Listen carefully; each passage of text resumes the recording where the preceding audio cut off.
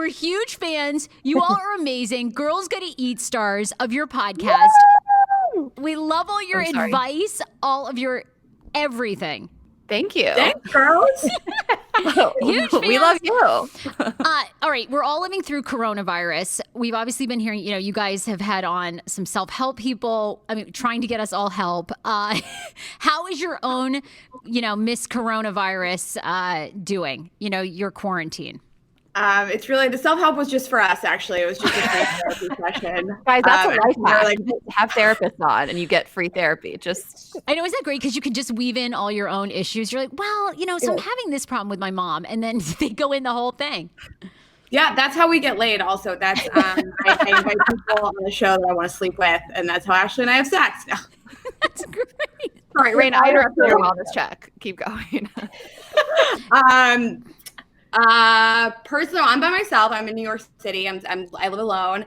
Every day is different. I think I cycle through a lot of emotions every day where I'm fine, and then I'm sad, I'm stressed out, I'm pissed off. I'll take a walk. If the sun's out, I'll smile, and then I feel guilty for smiling.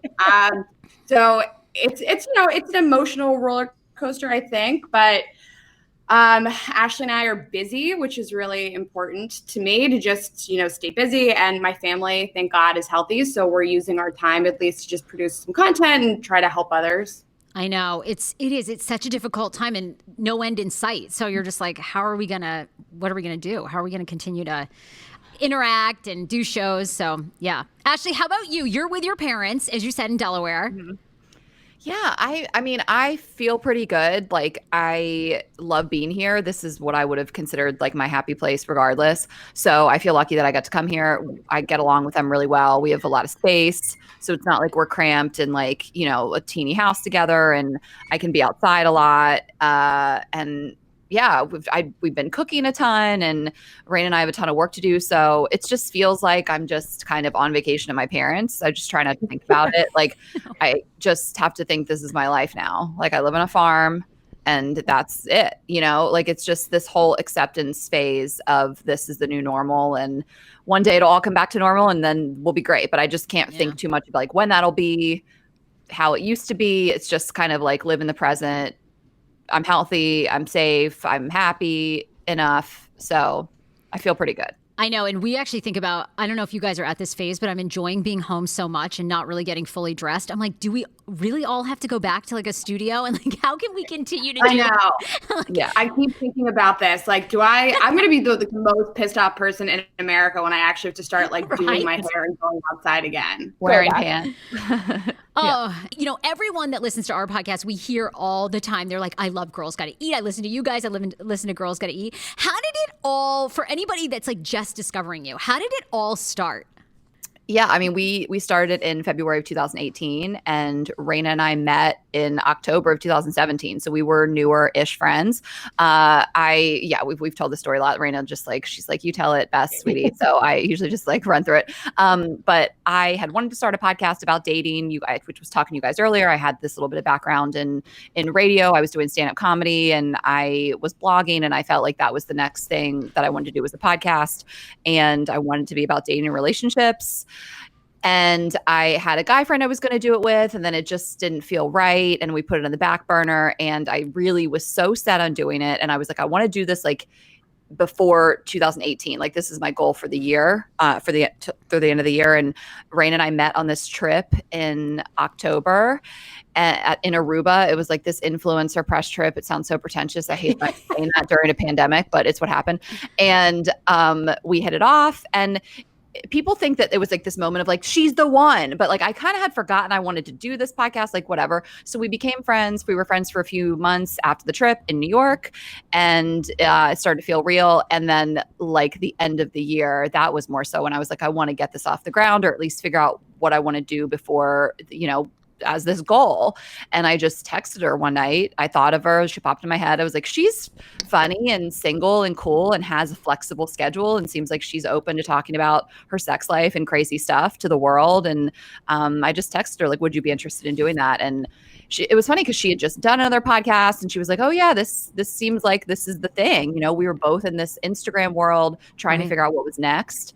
I think we both were pretty realistic about like that gravy train isn't going to last forever, and Right. what we're going to do next. And so, yeah, I mean, she consented immediately, and we started. It's amazing. And, that you guys just have great chemistry. And I know you talk about your relationship a lot, but that it all works out and you guys continue to work together and you talk every day and constantly are together. I think that's awesome because it's hard.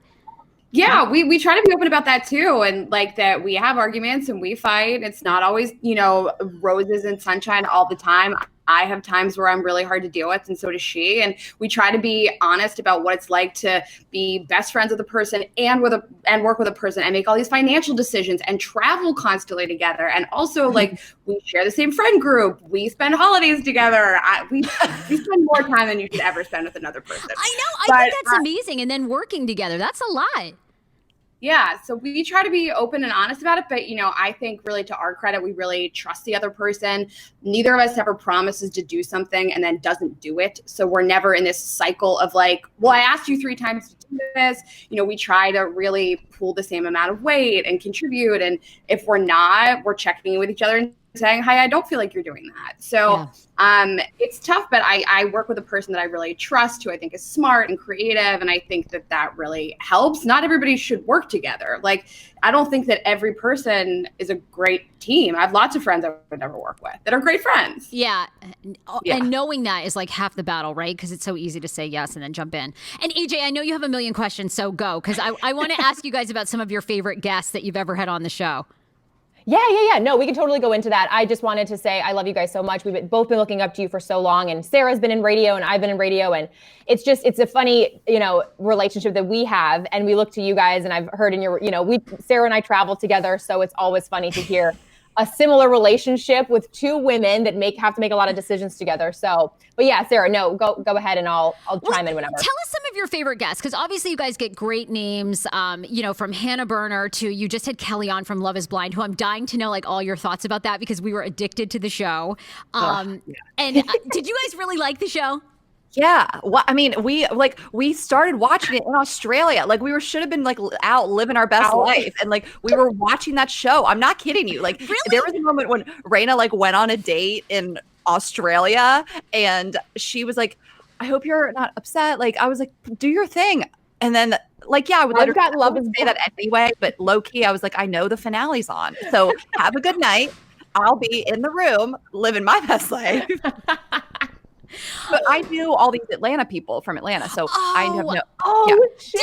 Wait! Who did you know before? Who did you actually know? I mean, I knew Kelly well. We've known each other for probably like 6 or 7 years, and she was the only one that made it like to the end, or that you would even know that I knew. So at the beginning, though, when we were showing everybody, Rayna was there. I was like, oh, I know Matt and this other girl. Like, I knew all these people. And then we started to realize it was an Atlanta show because they tried to make it seem like it wasn't, because I didn't think they wanted to seem low budget. So we were like, are they in Chicago or are they in Atlanta? And then it all came out that they all lived there. But they filmed it there totally. And I knew a lot of the spots. But Kelly is she's been a friend for years. So okay, well, you have insight, so maybe you knew Kelly, but I honestly, when they were getting down to like the proposals and everything, I thought those 2 would 100% make it. Like, how did they marriage? Didn't you guys think? I was like, of all the people, they seemed the most normal. Like, they had their shit together. Their parents actually liked each other. Very normal. The parents, That was the best moment of the show, where the parents came together. Yes. And then all of a sudden, she's like, I was never physically attracted to Kenny and I never had sex with him. And we were like, wait. We had her on our show and it all came out that like he was the one that kind of broke it off after the camera stopped rolling. Like, I had a friend that was at the wedding. Like, we know a lot. But she opened up on our podcast, didn't she, Rayna? I mean, she was just like, she did not hold back. Yeah. That's we awesome. dug deep. And I think that she got kind of a bad rap on the show for being kind of boring. And for not, sleeping with him, because I think that the other like 3 main girls really like outshined her in the crazy department. Yes. But we really enjoyed having her on. She was really smart and open. I think you saw like another side. And I think it's a perfect reminder of like, don't believe everything you see on TV, in reality television. Even Ashley and I have been just quoted in articles about stuff that we've said. And, I just think it's a good reminder of like, you don't ever really know the true story behind what's going on. Do you guys think there's a shot in hell that like Cameron and Lauren make it? Like, do you think that these guys are really in love? Yeah. You do? I mean, I don't. We don't I buy think it. We that don't they exactly will. buy it. You do? Well, and I think that they're going to ride this train for as long as they can. So their value isn't being a couple. So they're not breaking up anytime soon. And they're living such an exciting life. Like, how fun that you were like, nobody knew who you were. And then now you're just like famous together. So the other Amber and Barnett. I mean, yes. What do you think? I didn't think that they would watching the show, but now I think they seem like a good match. They're like this silly brand of humor and they seem like they really enjoy each other. So maybe they'll work out too. I know those two. I think behind the scenes, like you guys don't. I mean, I don't know if everybody you probably got, but the show was filmed like 2 years ago at this point. Yes, or a year and a half. So all these couples really got to be together for a full year before anybody knew anything about them. I think that if they had been thrown into this like crazy world of like press and social media immediately, I'd be like, I don't really see it. But they got to have a really normal relationship for a good year and a half before all this stuff happened. I don't know, crazier things have happened. I think that if you are the kind of person that would go on a reality show to find love, chances are there's things that are similar about the person that you're meeting that would make you a good match. So maybe they are going to work out. I follow Amber. I love her. I can't get enough of her Instagram. They're a trip. And we did, AJ, what were you going to ask? Oh no, I was surprised. Amber, for some reason, just really bugged me on the show. Just her laughter the whole time. She's like, and I'm just like so in love with Barnett. Like I love him. Like I married I just couldn't believe her. But now I feel like she's definitely more real. Like I'm getting more real side of her. But yeah, in the show, I was like, sweetheart. No. It was. She wasn't. I say I not to talk. We don't like to trash other women. She's just not my kind of girl. We wouldn't be friends in real life. But good for you, girl. But would we all be friends with Jessica? That's the question. Listen, we're Team Jessica on this podcast. We have a lot of feelings about Jessica. We covered her on 2 episodes. Yep. But would I be friends with her? I don't know. I mean, listen, I think on a baseline, she is in her mid-30s. She owns a home. She's successful. She has this great dog. I mean, she seems to have her shit together on some level. I mean, I could probably get drunk with her. I don't know that I would like advice from her. I have some mutual friends with her, like that are pretty good friends with her.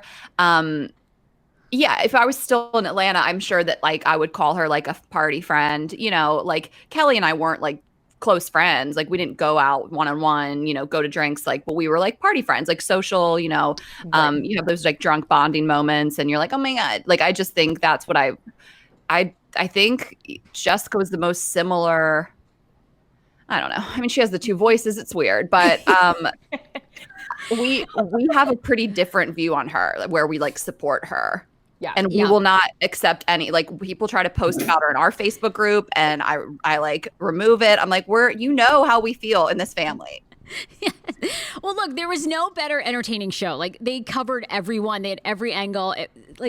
You just couldn't make it up. I was with you, Ashley. Like it's just, you couldn't stop watching. Yeah. Yep. It was so good.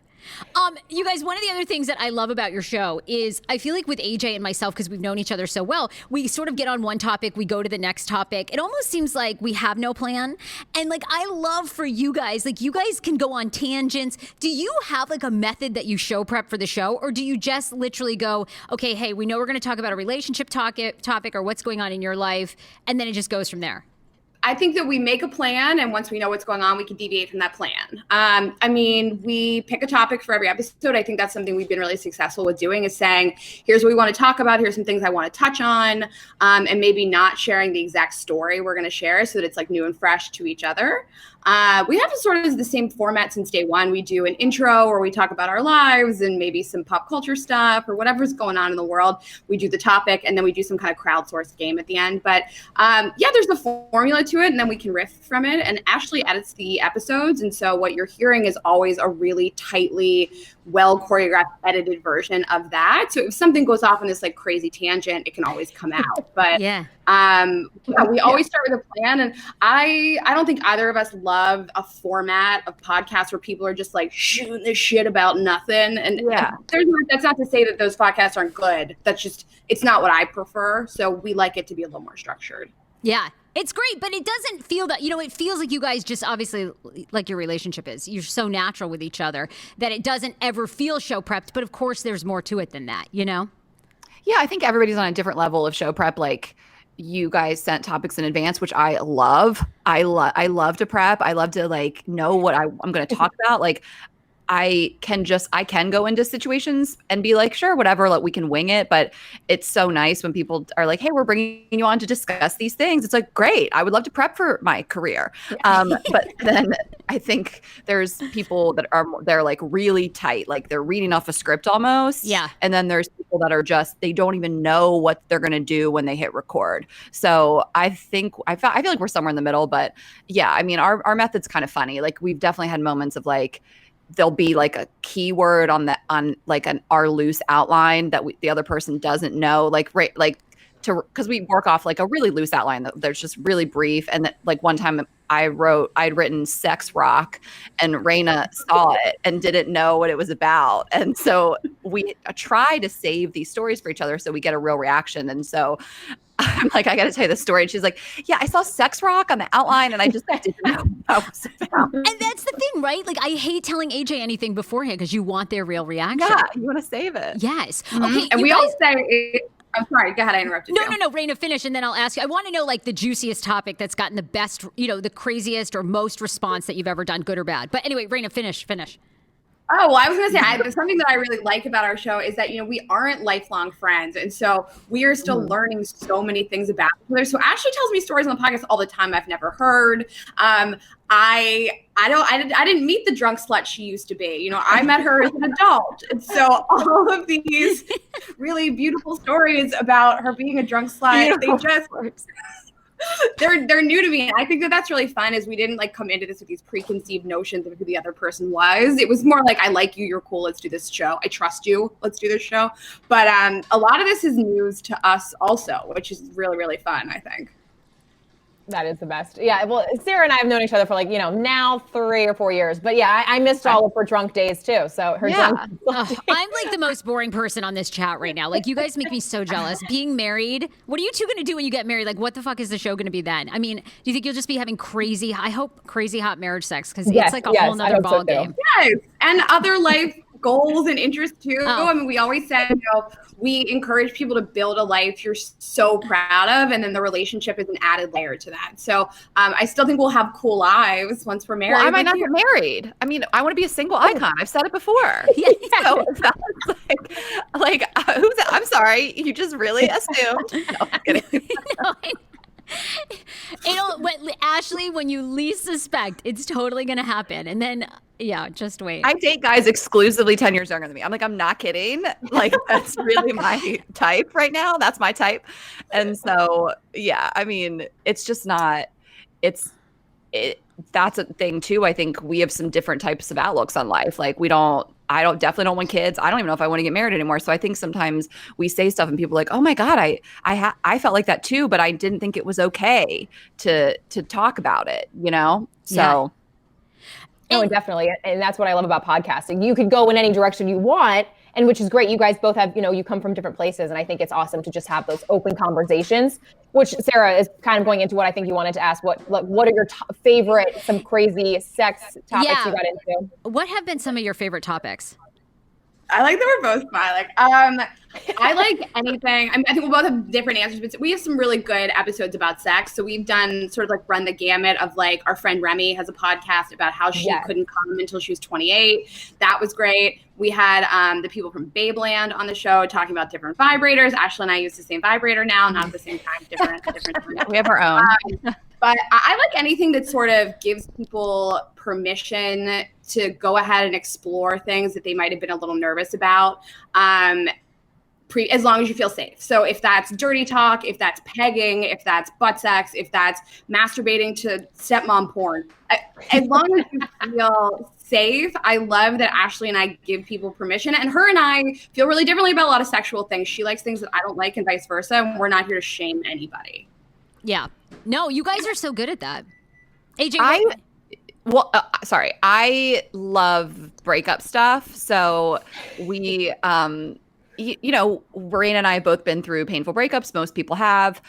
going through a really tough breakup for me was when I started just kind of analyzing and being obsessed with relationships in the first place. So when I started like trying to figure out how people were wired and how their trauma played into their romantic relationships and all these things, and I went to therapy trying to work this relationship out, and obviously didn't work out. And I moved to New York and would start the podcast within the following year. But so that's kind of why I really got into it in the first place, and like wanting to share my experience, try to help others, the whole thing. So I love breakup stuff because I also love that we all know that when women go through these heartbreaking situations, that they feel like they're going to die and they don't know where to turn, and they're just like so anxious and sad. And when we get emails from women telling us that we help them through their breakups, it's just means so much to me. So we've done a few. I mean, we did one early on that was like we really went through details of our really hardest breakups and how we got through them. And then you guys mentioned favorite guests.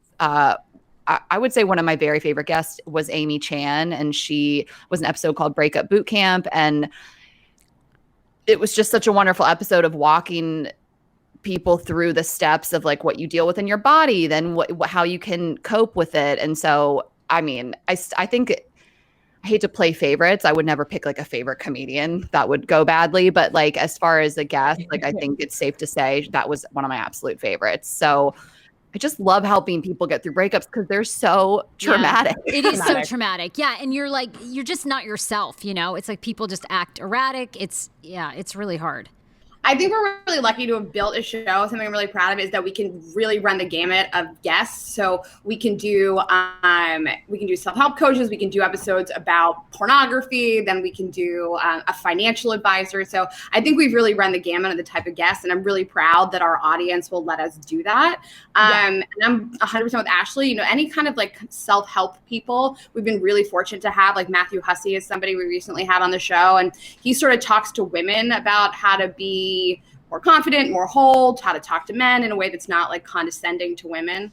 And I love those episodes, and those tend to be the ones we get the best reaction from. And anytime somebody tells us that we helped them to make a healthier decision in terms of career or friendship or their parents or their significant other or just themselves, it is such an honor to Ashley and I to ever have that impact on anybody.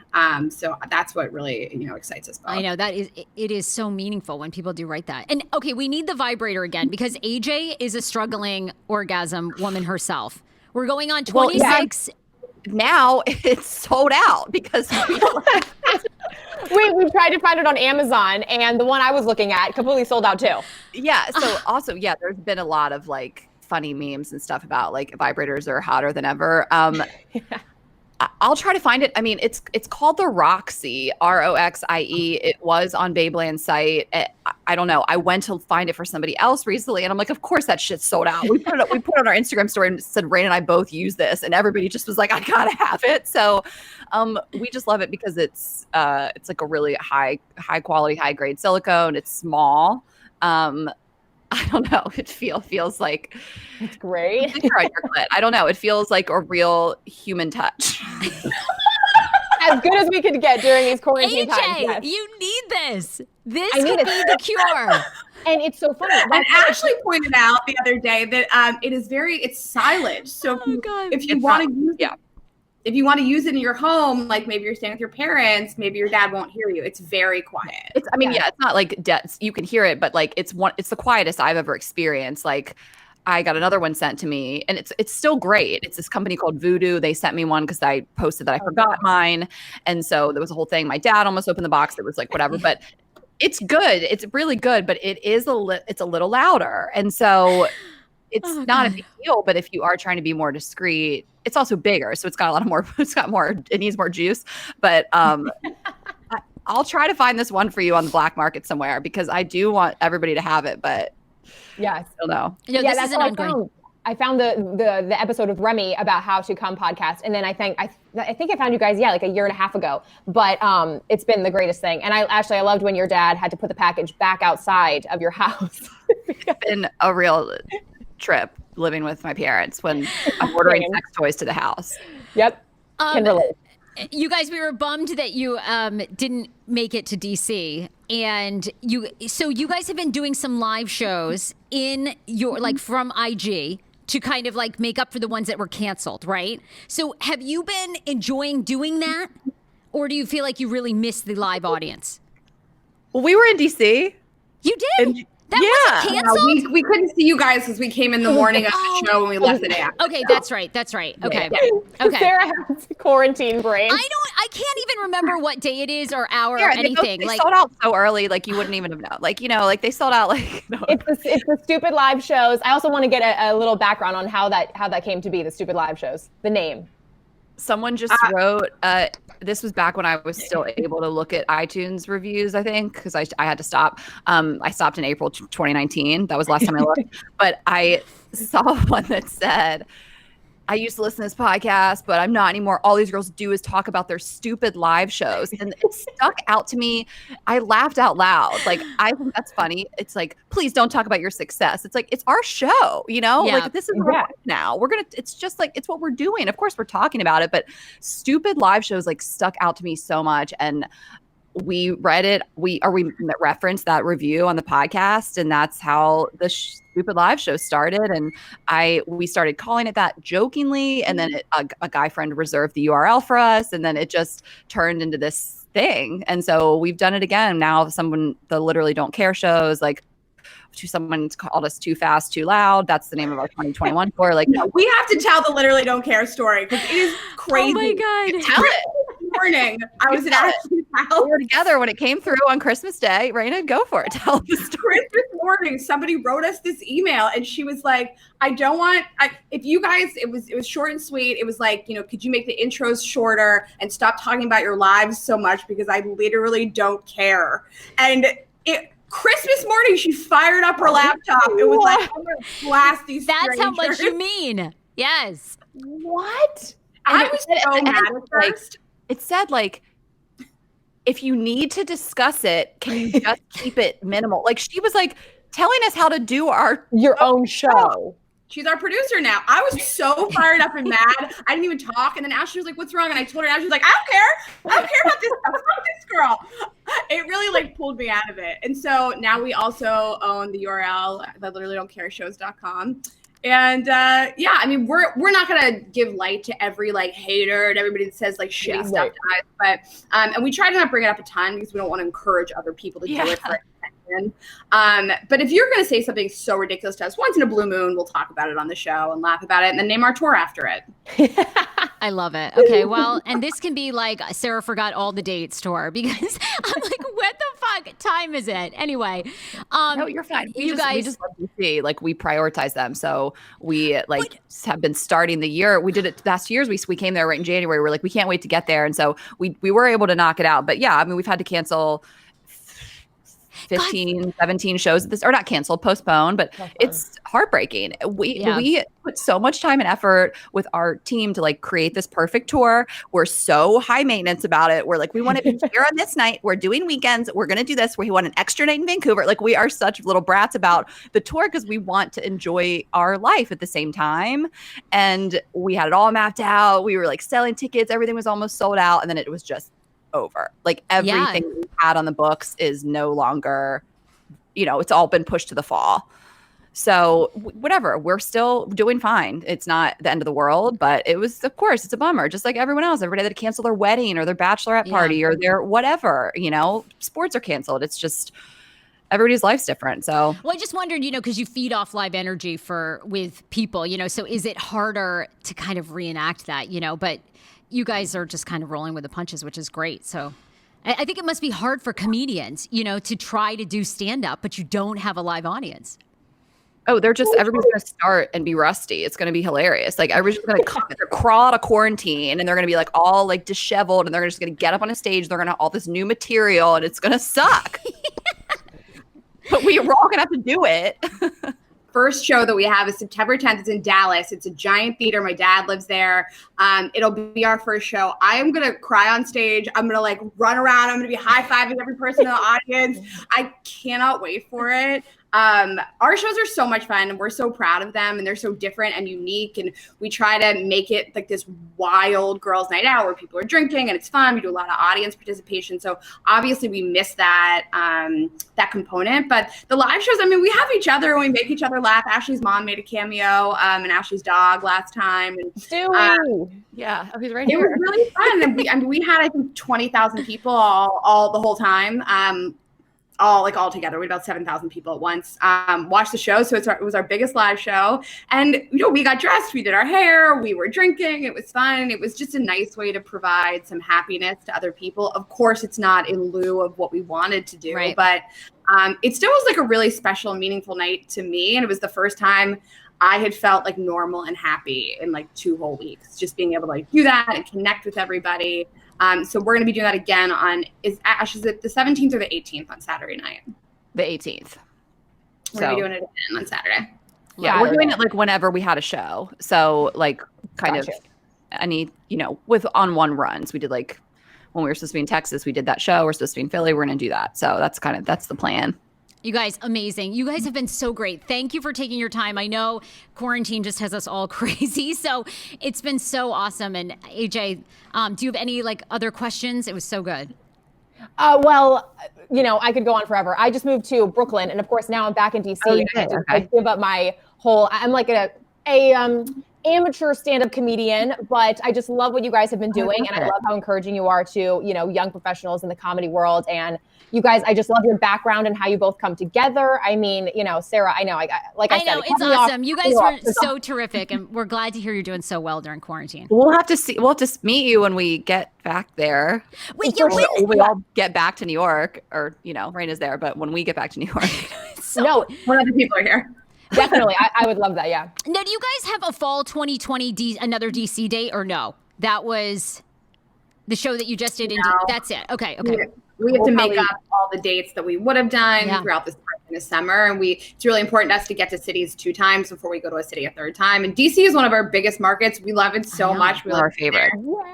We had really fun shows there at the Improv and then the Lincoln Theater. It's such a great crowd too. They're just there to have so much fun, and they're like well behaved but also wild.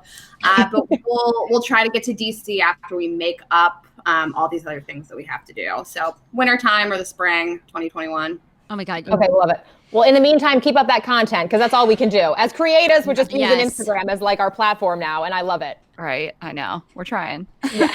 Ladies, thanks again. Enjoy the afternoon. Ash, I hope you don't lose power, but I'm here with that. I think it's going. So anyway, Rayna, thank you guys. We really appreciate it.